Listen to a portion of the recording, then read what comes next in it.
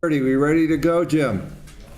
All right, I'm going to call the Municipal Building Commission meeting of January 3rd, 2024 to order at 5:30.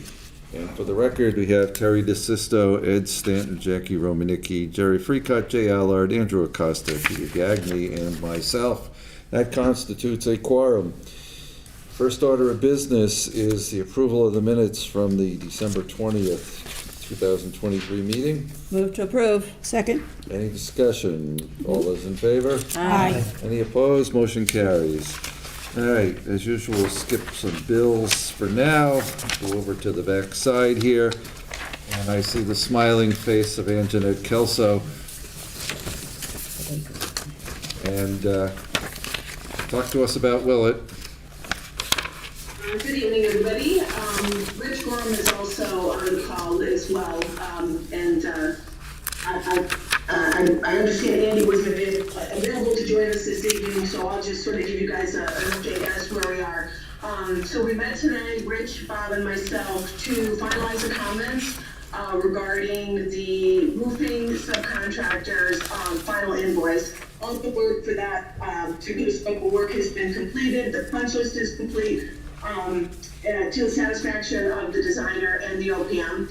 So our plan is to compile all the closeout documents, the final invoice, and have that ready for submission on the 7th, I believe is the next Municipal Building Committee meeting.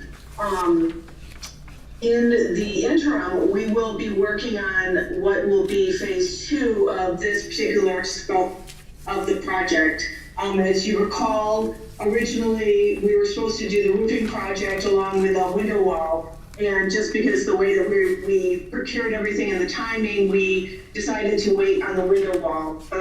Mason can fill the group in as to why the scope has changed. Well, the scope hasn't changed, but why we're not going to be adding anything to the scope. So our plan is to review the drawings that we have just to confirm that they're still, they still apply to the work that needs to be completed for those two areas, and then get those out on the street in February. Get a subcontractor on board and get the materials ordered, and then schedule the work to begin as soon as we can get the materials on site, which we're hoping, Rich, correct me if I'm wrong, but like a 12 to 16 week lead time will put us the installation right around the end of the school academic semester. You're correct in saying that, Anjanette. I did speak with Andy Barr about that, and we do also believe that they're getting this up to bid in the beginning of February isn't going to cause any issues. So we're ready to go with that. So it won't take an awful lot. We just need to get together with yourself and Mason to go over the dates. But other than that, this project can go out. Right, and then the work that remains for Socotec is just the contract administration, and then Skanska, we still have in our contract the administration as well as the on-site coverage for when the work is being performed. And we will have a field rep out there every day documenting the work and confirming that it's in compliance with the plans and specs when they finally get out to the site. Okay, so we have two bills to pay for you. Sure. Are they in order, Mason? Yeah, so we have the October for OPM services for Skanska, as well as November, and this is again both for the Willett Roof project. The October just didn't make it in for prior meeting, so we're doing both of those at the same time today. So is there a motion to approve those two bills? Move to approve. Second. Any discussion? All those in favor? Aye. Opposed? Motion carries. So if I understand you right, Anjanette, then we are not acting on any bills for the contractor tonight, but we will have a final bill at the next meeting? That is correct. We have, as I stated previously, Rich, Bob, and myself met today. We all agreed upon the final figures. We have a meeting tomorrow morning at 10 a.m. with JD&D, and just to confirm with them that they agree with all of the comments that we've made. There was a few adjustments, a couple of credits. There's a little bit of money coming back, and then it will be it'll be, one final invoice, it'll be the release of the retainage, and we'll do that all in one final effort. Okay. And have that submitted for the next meeting. Excellent. Mason, do you want to add to the story? Sure. Yeah. So the city finance team met to discuss potentially what was proposed by Skanska and Socotec as additional work that's needed at Willett, particularly in the context of the HVAC project that the school is actively pursuing through their ESSER funds. The school is still waiting on confirmation from DESI that they can move forward with that, but they fully intend to move forward with the HVAC project at Willett. Ultimately, the financing for this project, as well as the original scope of work, what was proposed, the extensive replacement of windows, the masonry, building envelope repairs, is definitely outside the scope of this Willett roof project, which was before the commission. Now, the administration is certainly looking and wants to move forward with pursuing an envelope repair project, considering what's going to happen with the schools. So we'll be kind of working with the school department, kind of in congruence with them on their HVAC project to try to get something moving. Potentially could look at, we're going to be looking at OPM selection, designer selection again for a little bit more extensive of an envelope repair project.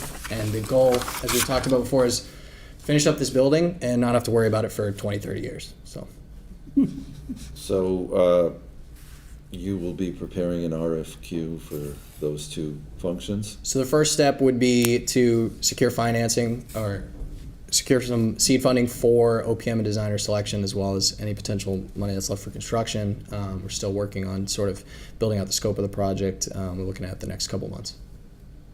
Okay. And we have to also coordinate with the school department. Again, they're still waiting on confirmation that they can move forward with their. We're HVAC. hoping to do this work this summer? If possible. Again, it's going to be a coordination effort between the school and their timing with their HVAC work. But again, we want to move on this, considering they're going to pump in new HVAC systems, and there's really no value on some of the insulation at the building, like the windows and doors, etc. So. Yeah, so our timelines are going to be a little bit tight in the sense that we have to get funding, and we have to hire an OPM who helps us hire an architect, and it gets designed and put out on the street. And it sounds like starting work on the 4th of July may be difficult. Absolutely. Given that list of tasks. And potential lead times, which are coming down, but again, still out there. So. Yeah, so we may have to figure out how to do some of this on an occupied school then, right? Potentially, I don't want to, again, we're still working out the details about the scope of work, what that entails. And again, the timeline is complicated in terms of coordinating with the school and what they're trying to do with HVAC and their timing. So still preliminary stages, but we're trying to move quickly. Yeah, understood. I'm just saying that given that list of tasks, it's an aggressive timeline. it's very aggressive. as we are often on. So. Yeah. Okay, is there anything else we need to do on this particular project?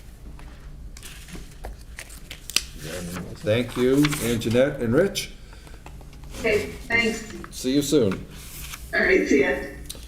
All right, do we have Mark Zawadzki available? He is in the house. Okay, Elvis. Talk to us about the police roof. Well, first off, Rich Gorham is also representing Socotec on that project as well. There is a application for payment number 2 in the amount of $47,167.50, which is a good position for the city to be in from a cash flow perspective, because that left a balance of $56,000 on the contract value. Even though the work is substantially complete.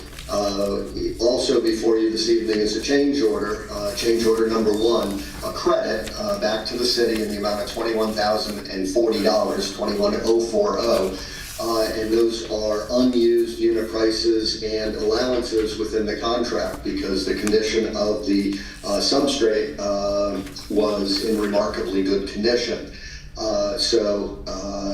In terms of where we are, we're waiting for a inspection by the manufacturer to inspect the roof, and as a condition precedent for the warranty, we're waiting for a final walkthrough with Rich Gorham, myself, and representatives of the contractor The punch list is being ticked off. The brickwork is complete and is in the process of being washed down to remove the surface dirt and the mortar and grout left over, and final cleanup. And the replacement door from the detectives and evidence locker area is been replaced and is I'm not going to say 100% complete, but is substantially complete in that the door is in place and lockable, although we're still waiting for final keying and some issues related to the hardware function. Other than that, we're in really great shape. I spoke to the police chief today. He has reconfirmed that the building, at least from the roof area, is weather tight. There have been no reports or evidence of water infiltration from the completed work, and earlier you talked about accelerated timelines and pulling off another successful project within an aggressive timeline, and that's exactly what we did here. We started the project in the spring of 2023, and here we were in December with good weather, being able to be substantially complete. So one other item within the change order is an extension of the contractual timeline to today. It's my perspective, and Rich Gorham can speak on it. He's the one who generated the change order, but collaboratively between us, the contractor, and the architect, we agreed to present to you this evening a updated, revised, substantial completion date of January 3, 2024. So, Rich, do you have anything else you want to add? Yeah, thank you, Mark. Yeah, we just so we understand the reason for the time extension, it was for the doors, for the delivery of the door and the brick for the through wall flashing replacement. That was the basis of it. The rest of the roof had already been installed and flashed, and the roof is performing actually the way we expected it to. Everything's in accordance with the design documents, so I'm very happy. It just overall it came out probably as well as we could have expected, and the weather was fairly cooperative, for December. So, we're happy with it, and again, we're recommending that, the extension of the contract date be, for tonight, or for today. So that's all I have. Anybody have any questions for either of them? Then I guess the motion would be in order to approve change order number 1 as described. Second. Any discussion? All those in favor? Aye. Any opposed? Motion carries. So, Mr. Chairman, Yeah. the change order is presented before you. It has been signed by the architect as well as the contractor, and it does contain that time extension. On a related note, as I said earlier, the new roof and the rooftop flashings are all performing properly. However, because I do interact with the client here, in this case the police chief, he did indicate that there is still water intrusion occurring through deferred maintenance on exterior envelope related to the brick, and that's impacting other repairs within the building. So I just wanted to let you know that as you proceed through on your future capital projects that are run through the MDC, that obviously this is one of those projects that, while we've done one piece of the puzzle, we haven't yet completed the entire envelope repairs. And we have the same situation over at the fire station, right? That's correct, sir. And we also have the degraded entrance stairway to the police station as well, that has been deferred to that masonry and structural repair project. So yes, there are probably other municipal buildings that are all in need of repointing and masonry repair projects. So I think your strategy of accumulating similar work on multiple buildings is appropriate, And I just wanted to let you know that while the building's roof, the project at hand, is not leaking, the building still does have water intrusion challenges. Okay. So we have 3 bills to pay. We have application for payment number 2 from Gibson. We have a bill from Socotec and one from Port Construction. Mark, you're recommending the Socotec and Gibson bills? Yes, Mr. Chairman. And Mason, the Port bill? Yes, I'm recommending all 3. Okay, then is there a motion to approve those 3? Move to approve. Second. Any discussion? All those in favor? Aye. Any opposed? Motion carries. So, that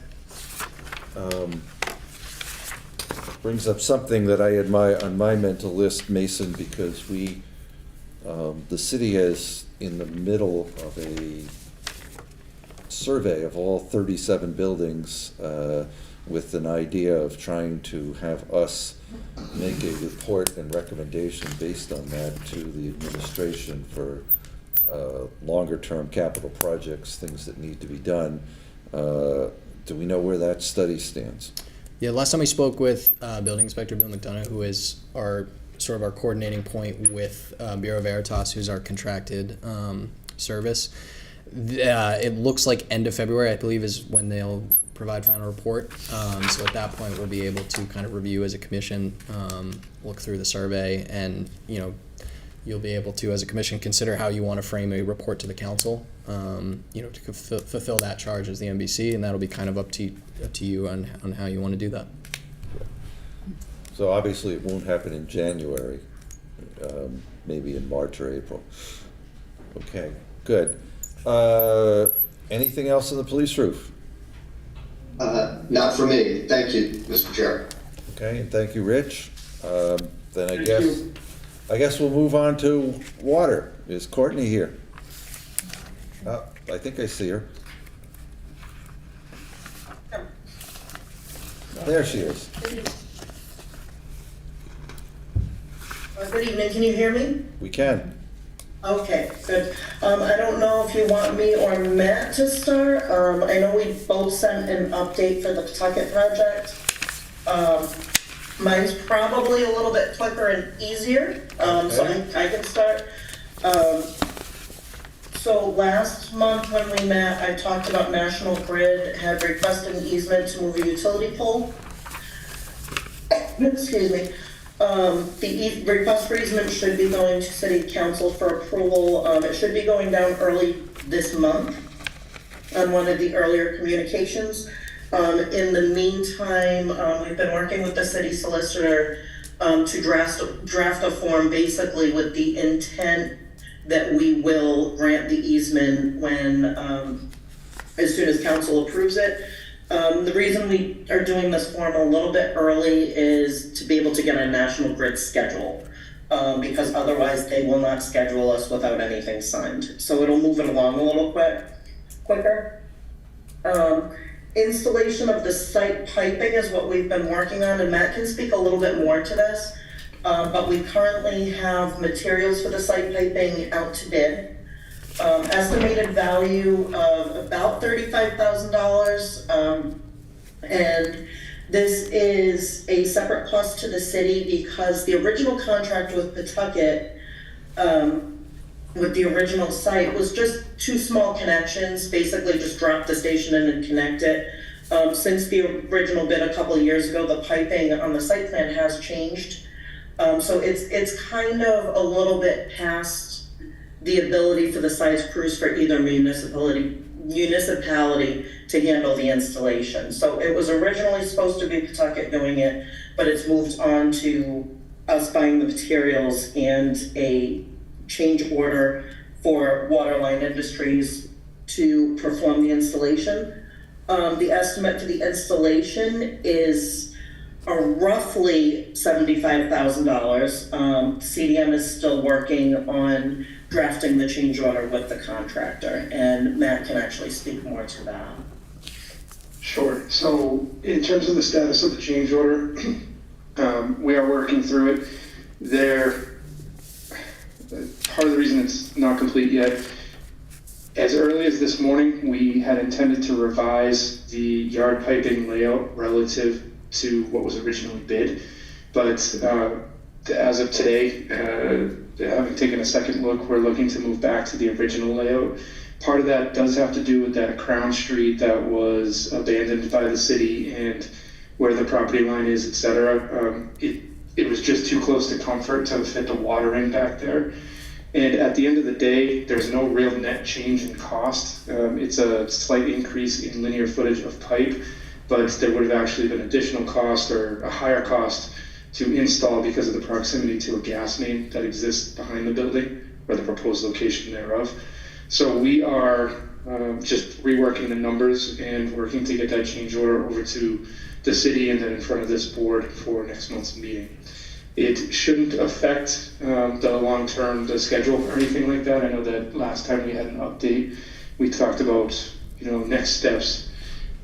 The real work probably doesn't start until March, April in terms of the yard piping as it is. And Courtney had mentioned that even the material is out to bid right now.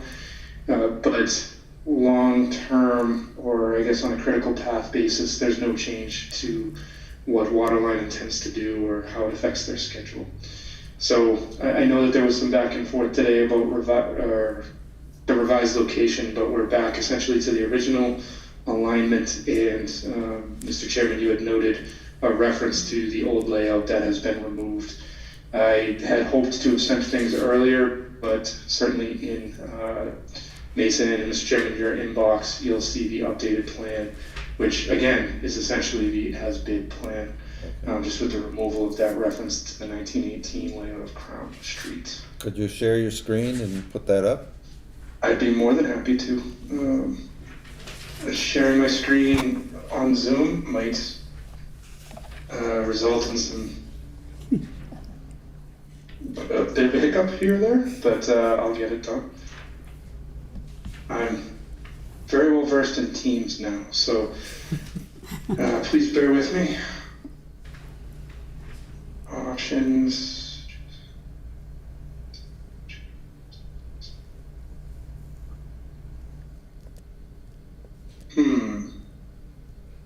Not happening?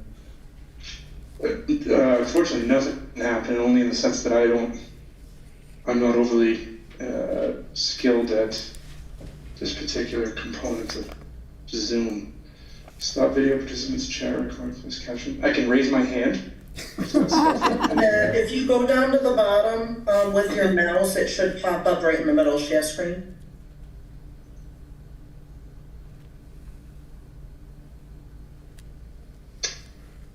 There we go. Thank you, Courtney. Screen 2. Please let me know when you folks are able to see this.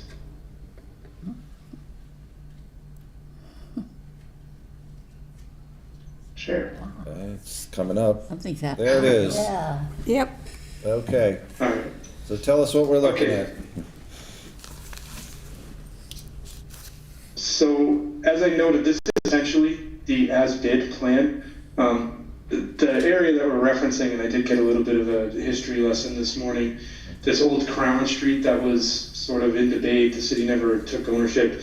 This was abandoned in October 2020, legally speaking. So this is the property line. We had wanted or envisioned coming back here with the water main instead, but you can see it's a little too tight. I'll zoom in further, not to make anybody dizzy. This is an existing gas line, which is a bit of a challenge to work near. At the end of the day, there's really no cost benefit to this change, so we don't want to pursue it any further and get us too close to this property line. So we're reverting back to the original design and as it was bid, where it more comes out in the front of the pump station. Obviously, this is all buried. The other kind of change made here, this is where we had just a leftover reference to the layout of the Crown Street as it had previously existed, but again has since been abandoned, which I appreciate the memory of Mr. Chairman. Well, So it's just a so similar that, looking plan. There's not a whole lot that's different here. okay, just so that the hundreds of people watching in the audience will know what we're talking about, and maybe some people who are been on the commission later.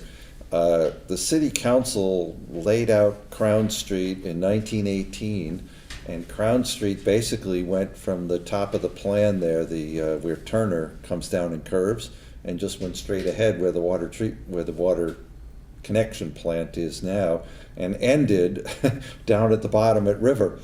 And so we did some research, and we discovered that the city had not accepted it as a public way. So yeah, there it is. So we went ahead and we had the city council accept it, and then 2 weeks later they abandoned it.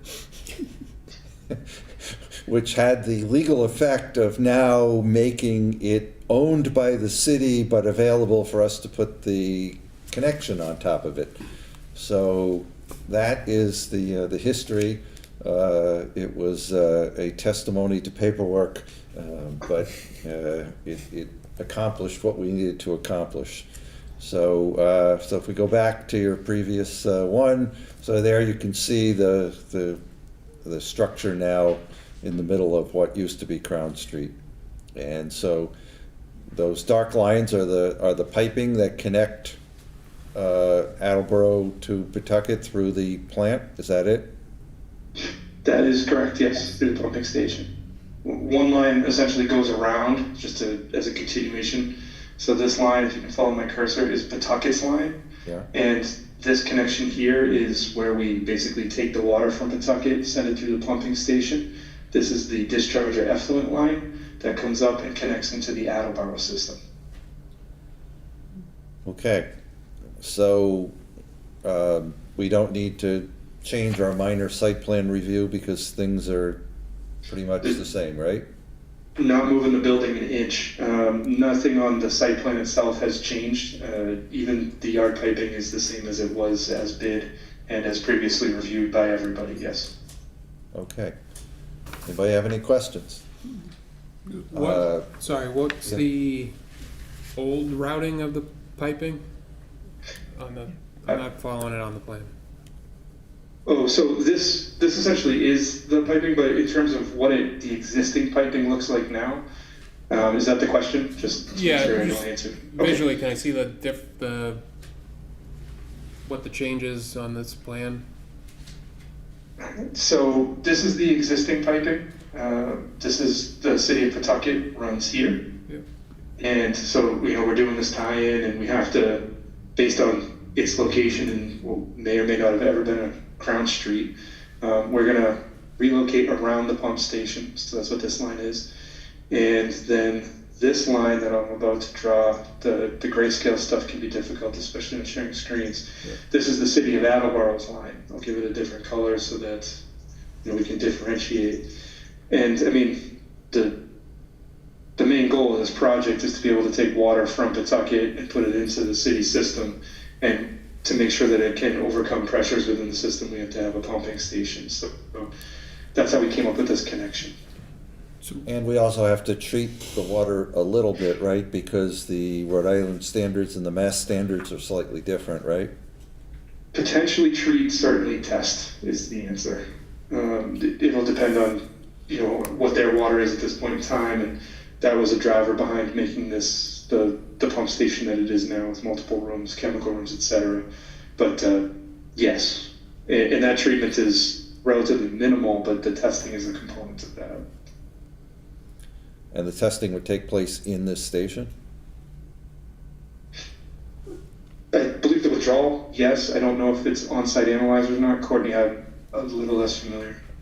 Yeah, there is going to be online analyzers from when the plant's operational, and those will be tested. We talked last month about quarterly testing and just flushing through the station to make sure everything works for when we need it. Years ago, when this was still a potential project, for Mass DEP, there was sampling involved, both at the Pawtucket plant and at, 4 sites within our distribution system in South Attleboro. And basically, it's going to be repeated testing beforehand. That we did beforehand, we'll be repeating it once the station is online. And basically that's just to prove that we can still meet water quality once the station's in. It shouldn't be a problem. The water sources are they're in a different watershed than we are, but the water sources are similar quality. The reason for the treatment itself is that Pawtucket feeds a lower pH and a lower level of corrosion inhibitor than Attleboro does. And a lot of the reason for that is they have a mostly clean drain system, so they can have lower pH leaving the system, leaving their plant than we can.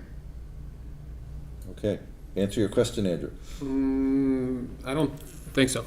What's the, so it's looking at a $75,000 ad and then a $35,000 credit? Is that where? They're both ads. The roughly 35 would be for the piping. Again, this was per the original contract with Pawtucket, that we were to provide the piping, and Pawtucket was going to basically provide the labor to do the main installation. This goes back to like years and years ago. Matt, if you can kind of move your cursor to where the original station was supposed to be, where it would have laid almost where you see the retention basin, and it would have been a quick connect between the two systems. That location eventually ended up not fitting because of the size of the system and needing the pumping and the treatment, and that was the reason for taking Crown Street, if that makes sense. So had it located there, it would have just been like a very quick and easy job for Pawtucket to connect it. What's here and what ended up needed because of having to move the station is above what a water department, especially in our area, would be able to handle in a timely manner. Okay, so the installation of the piping wasn't part of Waterline's original contract, because this plan wasn't part of the original contract. It was an old plan that shows the brown. No, Pawtucket Water Supply Board was gonna do the work, but as I understand it, it's too big for them to do. Yeah, okay. So the question I have for Courtney is, are they giving us $75,000 worth of free water to make up for this? I doubt it. Well, it doesn't hurt to ask. So now have we answered your question, Andrew? Yes. Okay, good. So we have a bill from Waterline to pay? We do. Sorry, let me pull it up.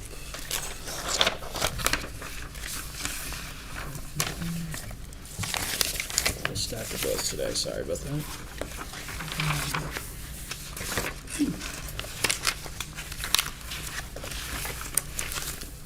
All right, so we have a bill from Waterline in the amount of $313,939.18. This was submitted today, so you see the bill date was actually dated for today. So everyone has it in their packet. This has been certified by the engineer, and it is before the city and ready to be approved by NBC. Okay, Courtney, you're satisfied with the bill? I am. And Matt? I am. Okay, good. Motion is in order. Move to approve. Second. All those in favor? Aye. Any opposed? Motion carried. All right, so is there anything else that you need to talk to us about, PFAS or anything else? I can talk a little bit to PFAS. I have a small update. I'm gonna take my leave. I appreciate everybody's time as always. Thank you. Thank you, Talk to Matt. you next month. Thank you. PFAS, I have just a quick update. The temporary PFAS treatment, we're still expected to be online next summer. There is a site visit to just look at laydown areas and just logistics of bringing in equipment, and that is tomorrow morning. For the permanent plant, Tater and Howard was awarded with the design of the permanent plant. We're doing a design kickoff meeting with the Water Department and Tater and Howard early next week. The city, and I noted this last month, at the NBC meeting, the city filed an intended use plan with the state in hopes of SRF funding for at least the PFAS portion of the plant. There is the potential for interest and principal forgiveness. We actually got the state ranking of the intended use plans late last week, and there's a few dozen projects that were submitted to the state. We actually ended up fairly highly ranking at number 5, which is good, which means the state sees the need. There is a public hearing on January 31st, so the state can receive public comments relative to all the intended use plans that are on their list. We are attending, I know I am, and I believe Mason is as well, to answer any questions or give additional, comments to why our plan should be chosen among the others. So we should have some news on that in the coming weeks. Do you have any idea as to how many they're likely to fund? So Mass DEP released their draft IUP intended use plan for 2024 on December 27th. So I believe there was 27 projects that were actually on that. As Courtney said, Attleboro's project was ranked number 5, which is great. The project cost estimate that was submitted was just over $35 million. The intended use shows basically an award, you could say, of $15 million, at least is in their intended use plan. So now they're in the public comment period. So we don't know specifically whether or not they'll go through funding at that level, if they'll fund all the projects on that intended use plan, if any of that will get cut, will there be additional? I don't know the scope of that yet, but until really we get through the public comment period. So that's just kind of the status of it right now, at least potentially 15 of the $35 million cost right now. So it's looking good. It's good. It's an important first step. So Good. Okay. Any other questions on PFAS? All right, then, thank you, Courtney. Good, thank you. Mason, just a couple of other things that I know aren't on our agenda, but, so for the public safety building, actually, we have a bill to pay for KBA. That's in order to pay? yeah, so this billing brings the project to 90% billed out. So it's in the amount of $3,500. KBA will not be billing out the last 10% until they provide their final report.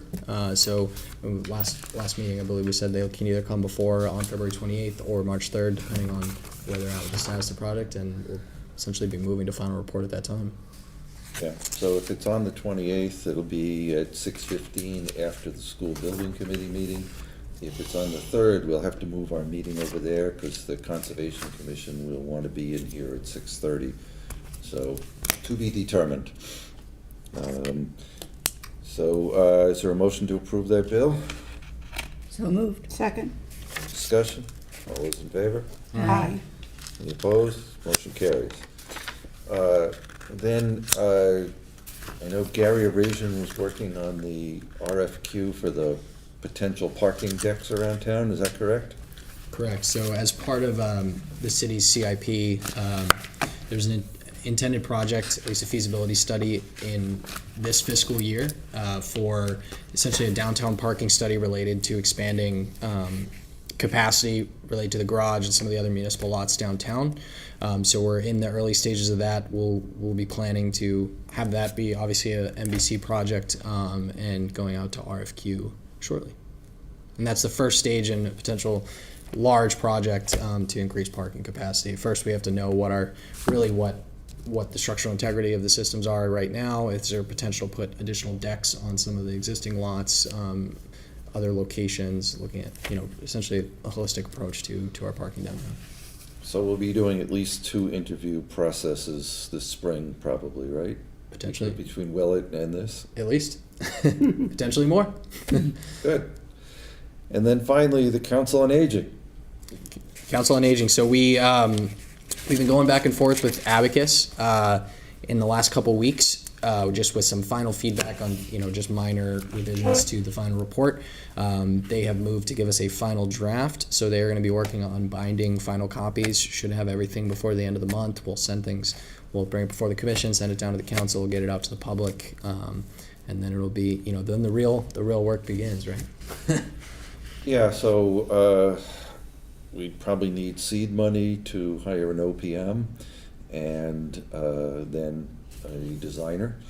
Correct, yeah. So the first step in a building project of this scale would be funding OPM selection, which again we talked about the NBC, potentially another interview process that could be coming soon. So OPM, which would then help procuring the designer and going through designer selection, design and architecture for the building, and then obviously the financing for the project. We know that we're looking at that 14 million mark was basically what Abacus kind of believe the project is going to cost. So there's a lot of implications there, a lot to consider, and a lot for the city finance team to work out. Bond issues, debt exclusions, all sorts of things, right? Absolutely. How are we going to pay for it? That's always a question, right? Right. We have no end of need, but we do have limits on dollars available. Absolutely. So, okay. Anybody have any questions about anything else? Then our next meeting is, the school building committee, just to remind you, is January 17th? January 17th, correct. Over at the 5:30 Zito in room. the Zito room. I will not be there. Our next meeting is February 7th, right now scheduled for here, but it could move depending on KBA. So with that said, a motion to adjourn at 6:11. Move to approve. Second. All those in favor? Aye. We are adjourned. Oh, I do have that picture. I think